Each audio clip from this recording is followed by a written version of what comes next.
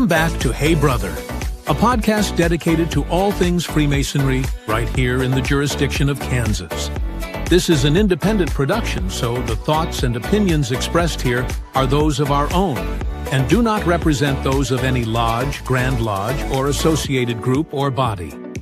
Now here are your hosts, brothers Darren Kellerman and Alex Powers.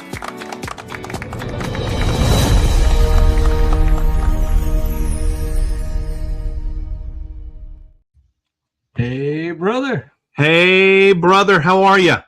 Doing well. It's been a whole nother week and lots going on. You know, on our side of kind of, the Kansas City-ish side of the state here, some people got really pounded last night with weather. How did you guys fare out in your neck of the woods? Not too bad. We're a little bit south of Kansas City where we're at and had some branches and stuff down, but we survived. I know some places in the state got it whacked a little bit harder, but all is well.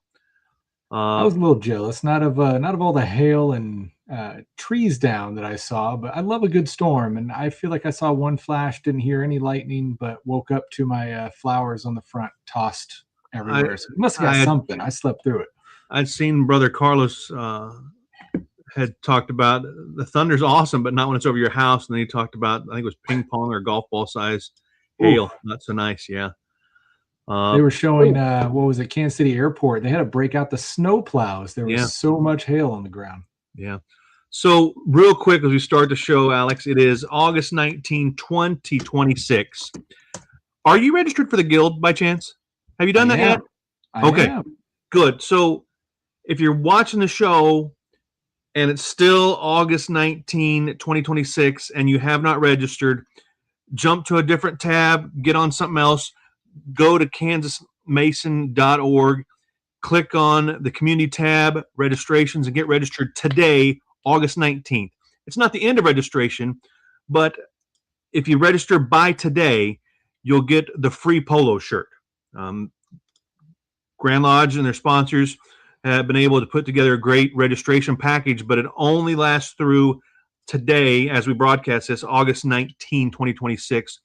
You're going to get everything that's already, you're going to get all the great speakers. You're going to get the meal that's provided. You're going to get 3 free books. But if you register by the 19th, there it is, the Leadership Guild polo shirt. So, but if you're listening to this after August 19th and you haven't registered, still do it. Get on there and register. It's, I guess, what is it, $40? I guess that's what it is, right? I think that's what we paid, $40. I think so. I think that's what it is. But for the meal, so let me just give you a rundown, folks. It's going to be a great day. If you come in early, you want to stay. If you're near McPherson, the lodge is hosting a little meet and greet on Friday night. But on Saturday, you come in a little bit early. The thing's going to start around 9 o'clock. Get there at 8. They're going to have coffee and donuts. Then at 9 o'clock, some hack is going to give a presentation from Gardner Lodge, Powers, something like that. Some guy, I don't know, going to talk about the membership software, and they're going to have a panel discussion. Right? Sounds like they're going to owe you $40 after listening to all that. Yeah. But it's going to be a great discussion to talk about. I mean, you could probably speak that, Alex, but it's going to be a great overview of how some of those buttons that work on the lodge page when people say, I'm interested in Freemasonry, what happens behind that. Then after that, we're going to have Jason Hightower talking about planning to travel to the east. So whether you're a brand new Mason aspiring to be master of the lodge, or you've been in a while wanting to be even a lodge officer, moving to the east doesn't necessarily mean you're going to be master. I mean, ideally, that's the goal for some guys. But planning to do those things, this is going to be a great session of things you can do to be more successful as a leader there. Brother Bob Shively, the executive director of the Kansas Masonic Foundation, is going to talk about a recent survey and give a talk about impacting member retention. If you've never heard Brother Bob speak, very engaging speaker, and he backs it up with numbers. These are real numbers, almost real-time data. So going to give you great information. Then at noon, Moab Barbecue, Brother Chris Collins has fired up the smoker again, and he's providing lunch. And there's a reason we keep bringing Brother Chris back. And, I don't want to admit too much, but I don't eat green beans. Most people know that. but he made some barbecue. That's all I can say is barbecued green beans. Yeah, yeah.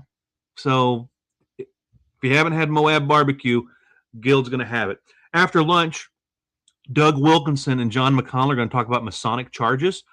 And I didn't ask. I'm not sure if that's like Masonic charges, as if we're going after somebody, or if it's about the 3 different charges. I don't know. But either way. Yeah, I mean, both. I mean, I've heard some great presentations on the Masonic charges. Brother Chris Perry gives a great presentation talking about the Masonic charges were given as Masons. Yeah. Then they're going to have vendors there, so visit the vendors. In the afternoon, they're going to have a breakout session for wardens and secretaries. And if you don't know which one to go to, I'd go to the one for the wardens. That's where I'm at, because the secretary stuff, it gets in the weeds sometimes just for secretaries. So go to the wardens breakout. At 3 o'clock, the Imperial Potentate, Gary Berginski, is going to speak on servant leadership. We're also going to get his book. So, and then end of the day, we're going to have the Deputy Grand Master and Grand Master giving some remarks. And then afterwards, they're going to the oak tree. But again, get registered for that. If you're watching this or listening to us after August 19th, still get registered. It's going to be a great day in McPherson, Kansas. And if you want to go to the oak tree after that, even better. And have a great feed down there at Little River. So, Alex, you should be too. So it works out well, centralized location. So, should be fairly easy for Masons from any part of the state to make it to. Great facility they have there. They've treated us well and have, a wonderful setup to handle the event. But yeah, I think we got a great lineup this year. And well, minus that first guy, that sounds the janky, Powers, but Alex Powers. Never heard of the guy. Yeah, sounds like a hack. So I had asked the Deputy Grand Master Mark Reeder to be on the show to kind of give us a rundown, because again, today's the close for the free polo shirt, and I was like, and this event, the fall leadership event, is the Deputy Grand Master's responsibility. I thought this would be a great time, and he would have, but he is out in Clay Center helping do a 3rd degree work tonight. So he is traveling and out at Clay Center doing exactly what we talk about here on the show. He's helping a lodge do degree work there in their home lodge, and bam, that's what we're talking picking about. Favorites, but I guess. Yeah, I mean, if you're gonna ditch the show, I mean, there we go. There you go. Can't be too mad at that. Yeah. So I told him if it gets done before the show ends, send us a picture and we'll get it on. But absolutely. Anyhow, so what else is going on? Not a whole lot, man. Prepping for the Guild, getting ready for that. I think it's going to be a wonderful day there. I'm kind of excited to September 12th, right? I'll try to be there. I'll see what I got going on that day. We'll see. I'm kind of excited to hear Brother Shively's presentation on the updated survey that they did there. 100%. It falls right in. And, it's something they did a survey some years back and, kept pressing the point that there was a large population of men in Kansas that were interested in Masonry. So basically they go out like they do with any survey and they just poll a large group of random people and hit them with these questions like, hey, here's this. Have you ever heard of it before? Here's kind of what it's about. Would you have any interest whatsoever in it? And these people, some of them had heard of it, some of them haven't. A large portion said, yeah, sounds like something I'd be interested in.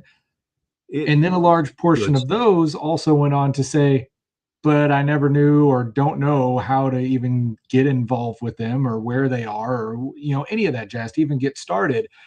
And that's kind of the interesting point that tied into what started the whole awareness campaign here in Kansas and what we'd be talking about in the first session there with the Member 360 and the area managers, prospect managers across the state. And there was a little bit of misconception with that when it first got started of saying, we were recruiting and all this jazz. To get that out, simply all that program does is connect the dots. It's these same people that have either thought about it for 20 years and just never taken the time, like, maybe one of these days, maybe next week, and it never comes about. Or people like were quoted in that survey have heard about it, but they had no idea how to go about it or had misconceptions of if they were even allowed to go about it. All this simply does is say, hey, if you're interested, give us your information. We will personally connect you with a lodge in your area and get that conversation started. We're not making them Masons. We're not recruiting them. We're connecting the dots, making a warm introduction from them to a lodge. That lodge still has to go through the full process of, hey, is this person who we want?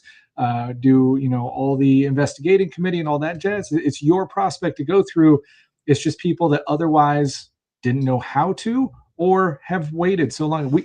You would be surprised how many people, Brother Earl Ginter could tell you this all day. He's gotten so many prospects that have came through and said, oh, I've got, 5 generations of family members that were Masons. I've thought about this for 40 years and just never got around to it. But this ad popped up in front of me. So, all right, cool. I'll click it and see where it goes. And, so many of those guys are now Masons because of just happening to see that at that right time. So simply all it is connecting the dots. That goes right along with this these surveys that the KMF have done. So I'm interested to see the update on that.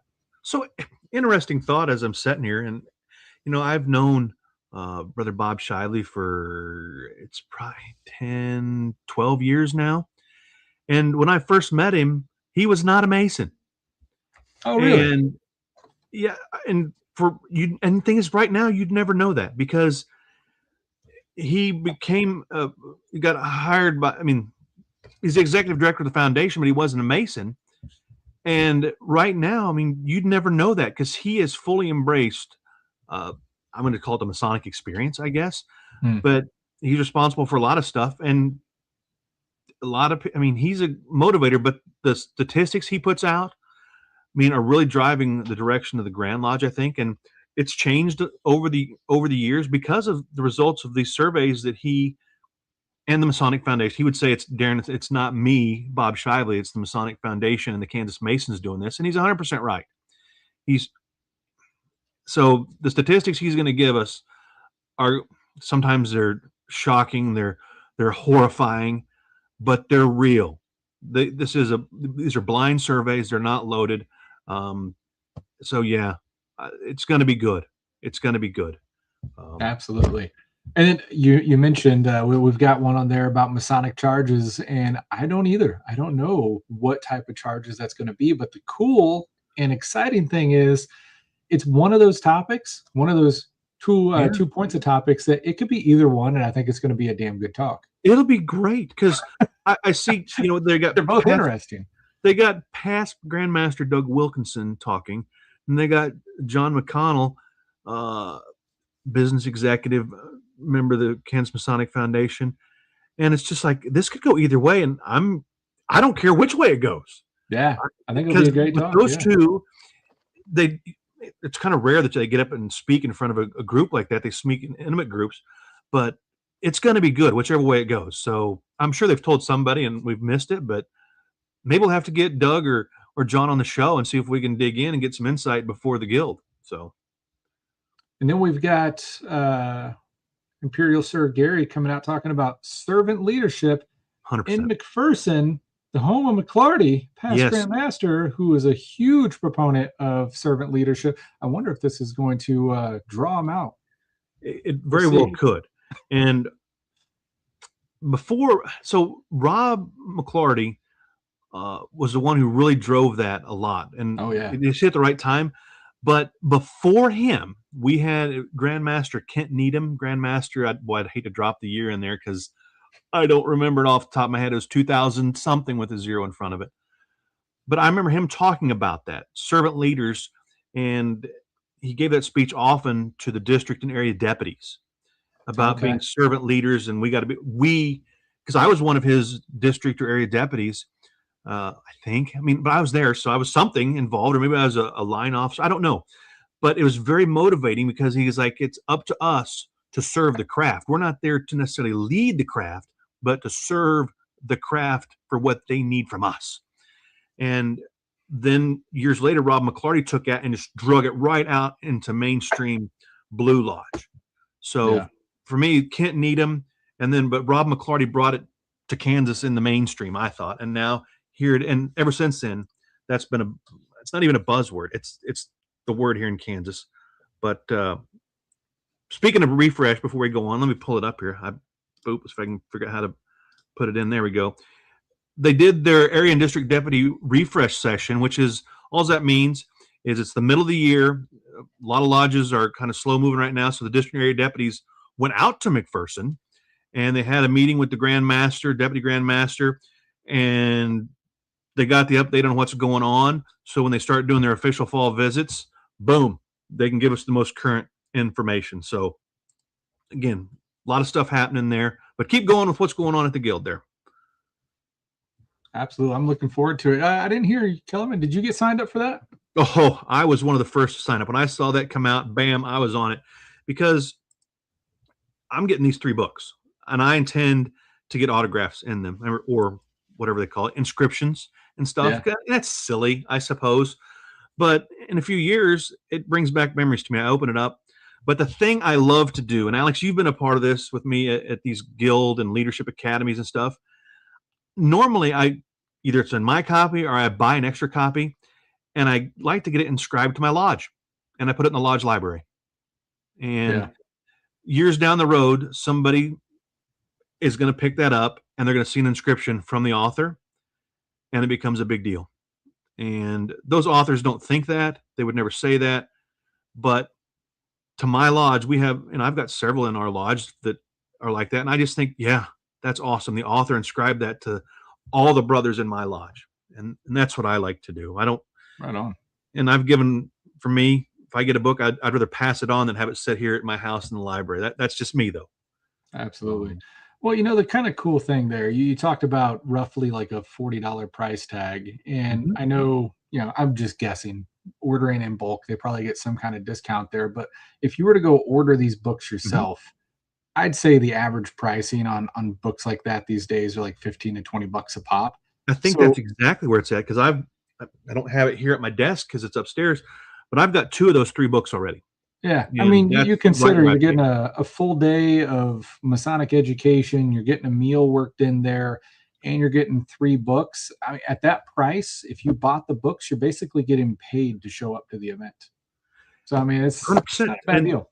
And this is where, no pressure on Brother Collins and the grand officers, but this isn't like what some jurisdictions have for lunch. This is not going to be just the bologna sandwich. This is Moab barbecue, mother of all barbecue. That's not what it stands for, but that's what I call it, because I mean, it is just a bomb of deliciousness. Yeah. Sorry, Chris didn't pay me. I just yet bills in the mail. Bills in the mail, Chris. Thanks, buddy. But when you go to these events, you don't expect this. But here in Kansas, over the last decade, they've been feeding us well. Because I remember when I started, it was not good, but the experience is awesome. I mean, this whole guild thing started out in the state capitol, and it's advanced over the years. And now they say we don't necessarily have to wear a tie. You can, it's business casual or better. A lot of guys wear ties, but it's a great day. And $40, that's nothing for an event like this. For the speaker lineup, it's crazy. This is $150 conference right here. 100%. Well, we've harped on it, guys. If you have not gotten signed up, make sure you go do that right now. This is your last chance to get that free polo, which again, like now we're adding on additional free stuff. You're stupid not to do it. Like, you're getting paid to go to this event. You're getting fed, you're getting free stuff. It's going to be a great day. But yeah, go get signed up, and I hope to see you guys there. Yeah, it's going to be a good day. Well, Kellerman, I often I created this group on Facebook a number of years ago. I don't even know why. I do know why. We had a bunch of pages for like the Grand Lodge, the districts, the areas.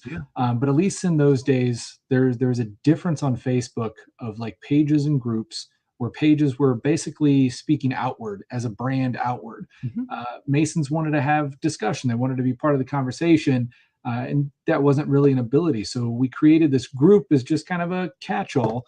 And to keep that group active, I've got this habit of going in there and just asking random questions.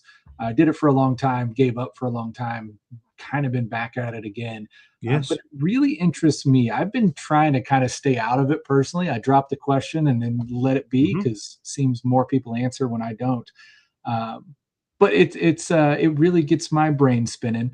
I dropped one today that just says, when someone outside of the fraternity asks about what Freemasonry is, how do you answer it in a single sentence?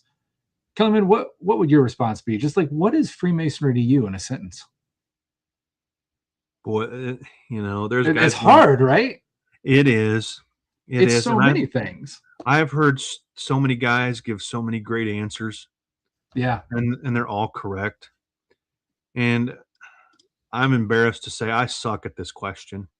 And I have read your article. I have read Herb Merrick's article. I've heard many speeches about your elevator speech, whatever you want to call it. That 30 seconds, that 10 seconds, that 1 second capture that you've got to say it. And I'm horrible at it still. Well, so I got asked some years back, I think it was at maybe a leadership academy, a guild as it's called now, to do a talk on the elevator pitch. Yes. And dude, I showed up kind of derailed a little bit from what they were expecting or hoping for.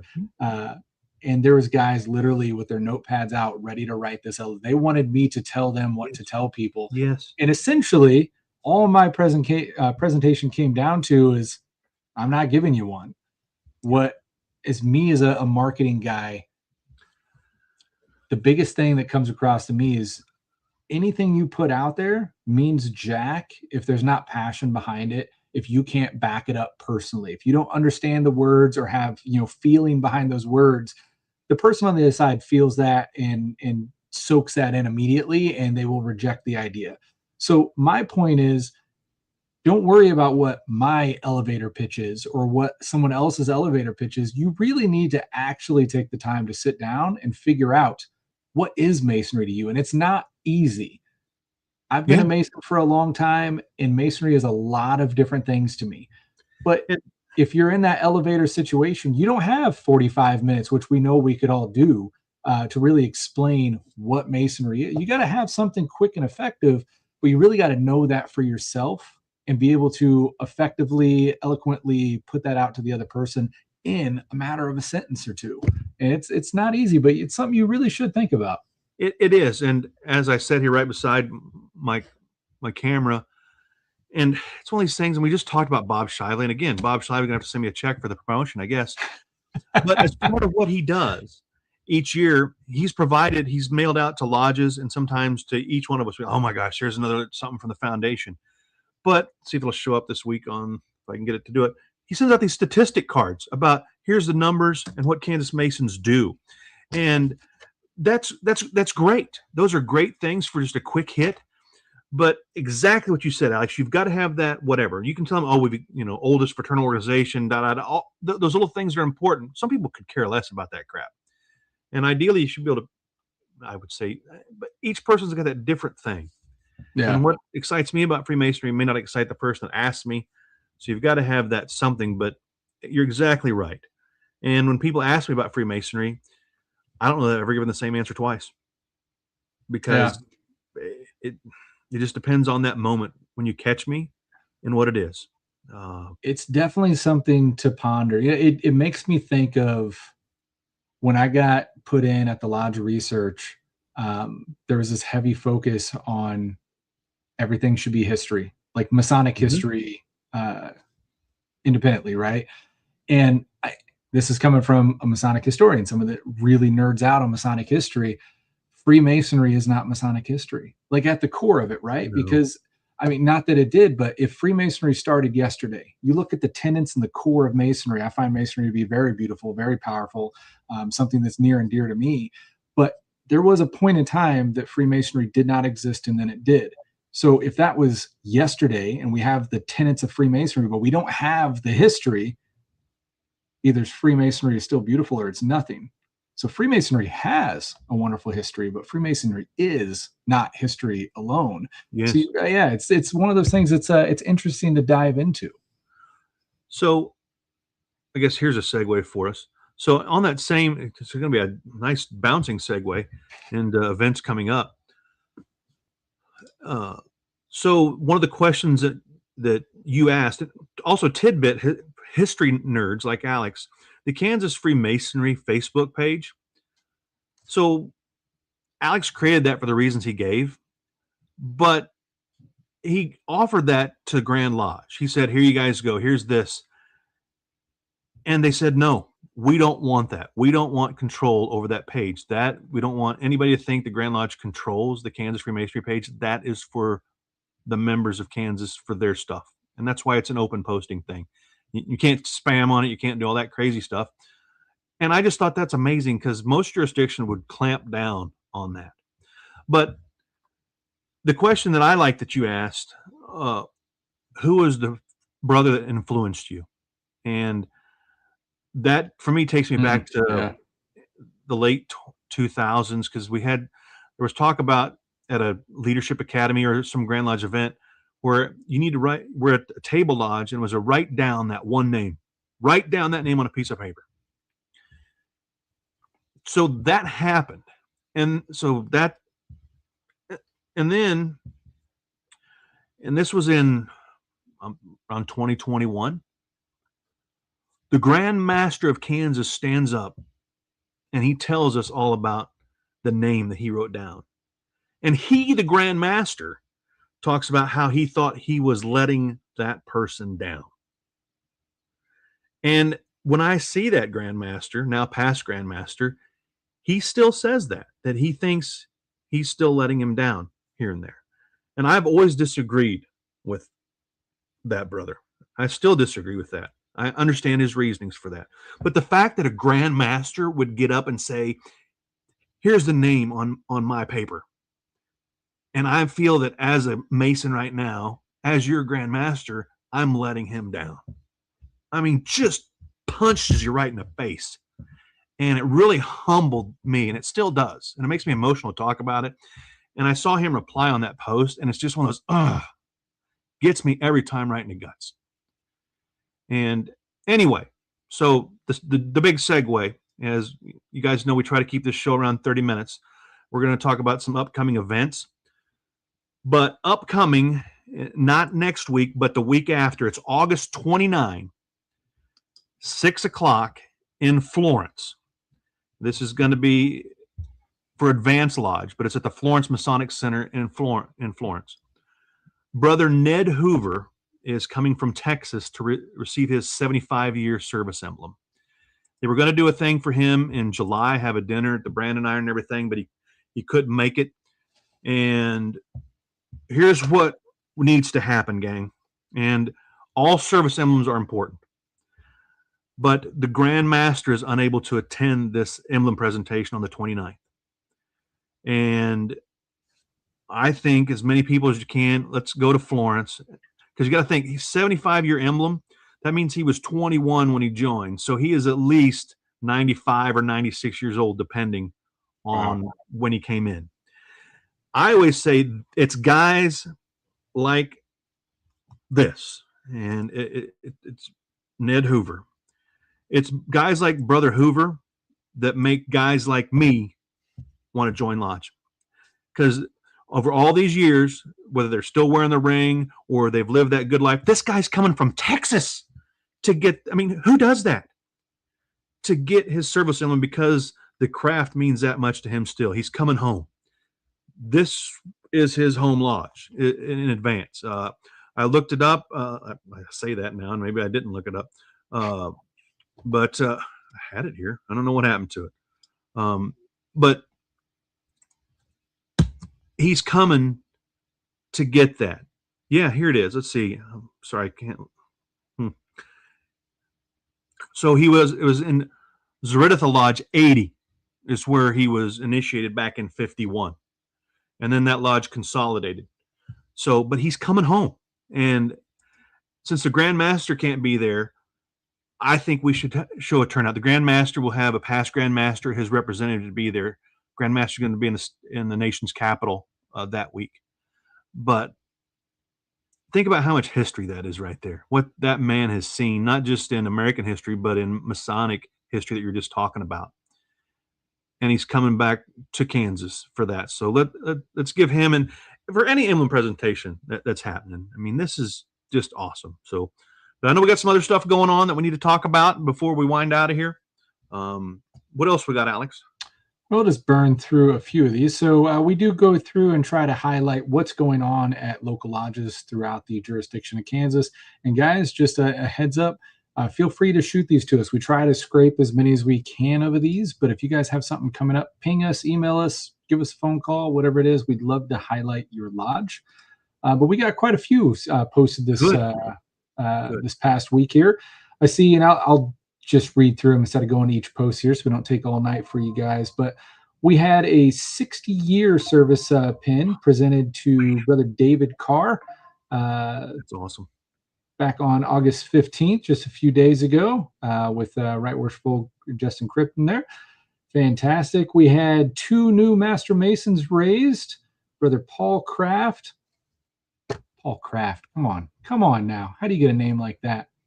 And then Brother Anthony or Tony Hall, and I'm going to have to click on this to see. I didn't capture what lodge that was out of. Spring Hill Lodge, Spring Hill, Kansas. Yeah. Congratulations, brothers. We had Prairie Lodge 20. All right, I lied to you guys. We're going to click through these quick so I can actually give you the correct information. Area 3 posted about Prairie Lodge 2026 event coming up September 26th. Let's see, gates open at 4, supper at 6:30, and a degree that starts at dusk. $30 meal, serving ribeye steak, 16-ounce ribeye steak, and a degree. That should be a heck of a night. It's going to be out in Dexter, Kansas. If you're in or around that area, that sounds like a fun one to attend. It does.